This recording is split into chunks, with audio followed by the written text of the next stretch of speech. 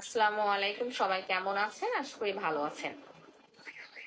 এই পুজোর ছুটিতেও আমাদের চেম্বার খোলা থাকবে।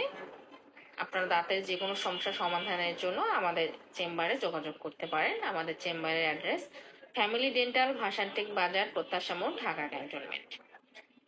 পেশেন্টের প্রশ্ন, আমরা যারা স্মোকিং করি, স্মোকিং এর কারণে কি আমাদের দাঁতে কোনো ক্ষতি হয় কিনা? হ্যাঁ, অবশ্যই হতে পারে। স্মোকিং এর কারণে আমাদের শরীরের অন্যান্য অঙ্গ প্রত্যঙ্গ যেমন ফুসফুসে জন্য মারাত্মক ক্ষতি হতে পারে, ঠিক তেমনই স্মোকিং দাঁতের জন্য নীরব ঘাতক। স্মোকিং এর কারণে আমাদের মুখে স্টেইন হতে পারে, যেটা ইয়েলো বা বাদামি বাদামি রঙের, যার কারণে মুখে ব্যাকটেরিয়ার পরিমাণ বেড়ে যেতে পারে, মুখে ক্যান্সার হতে পারে, রক্ত চলাচল কমে যেতে পারে এবং দাঁত নড়ে যেতে পারে। এর জন্য অবশ্যই বেশি বেশি ডেন্টাল চেক আপটা করিয়ে নিতে হবে এবং আপনার মুখের হাইজিনটা ঠিক রাখতে হবে। You should practise good oral hygiene. সেটা কিভাবে করবেন?